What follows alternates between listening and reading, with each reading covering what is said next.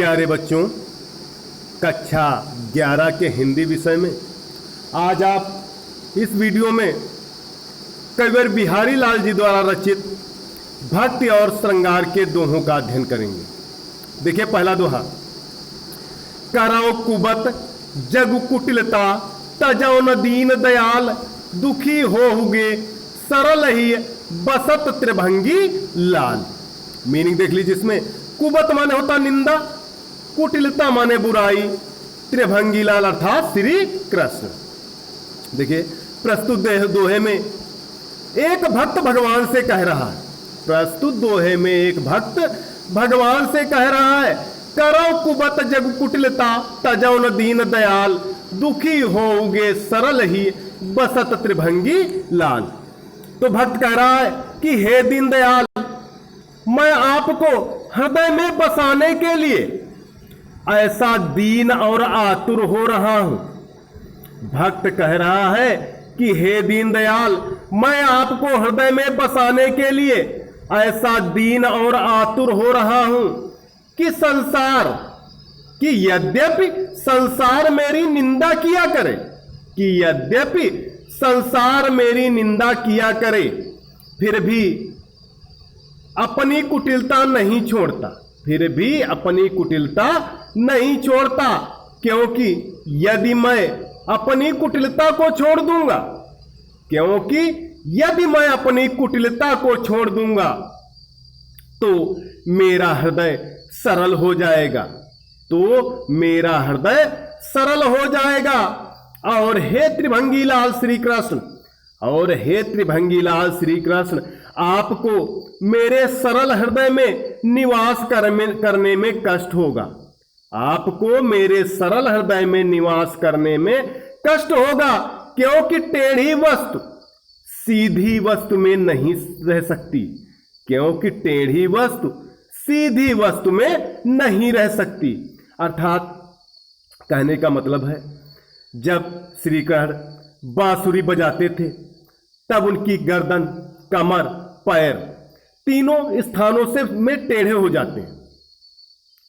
जब श्री कृष्ण बांसुरी बजाते थे तब उनकी गर्दन, कमर और पैर तीनों स्थानों में टेढ़े हो जाते थे, इसलिए उन्हें त्रिभंगी लाल कहा गया है, इसलिए उन्हें त्रिभंगी लाल कहा गया। आगे देखिए अगला दोहा।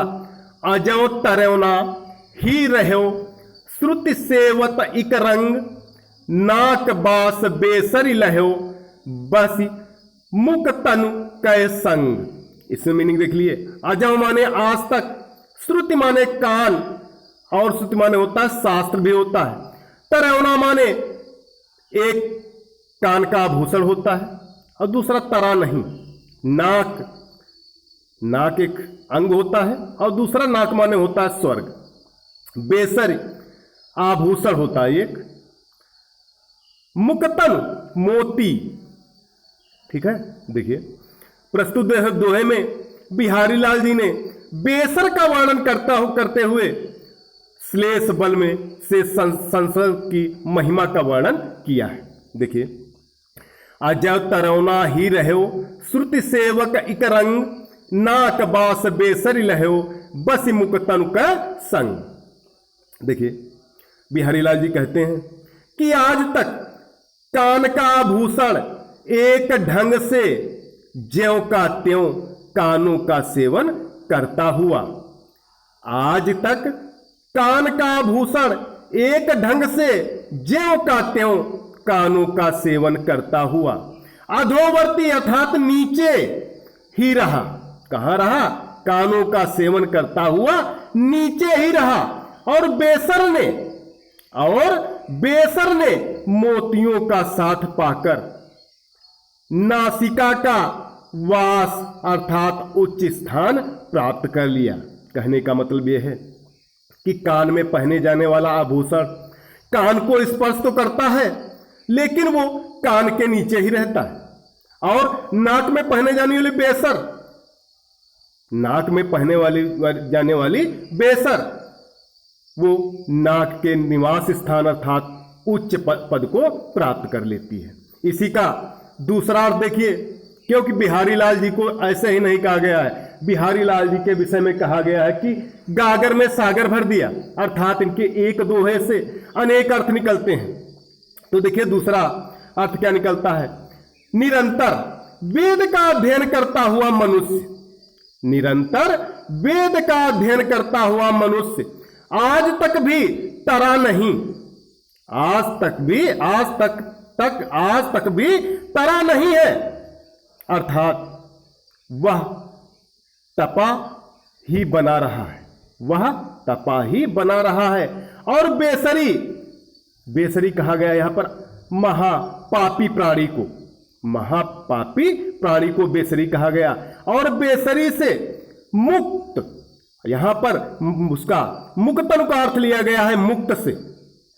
और बेसरी ने मुक्तों के पास रहकर नाक अर्थात स्वर्ग के निवास को प्राप्त कर लिया, यानी महापापी प्राणियों ने मुक्तों के पास या संतों के पास रहकर स्वर्ग के निवास को प्राप्त कर लिया है।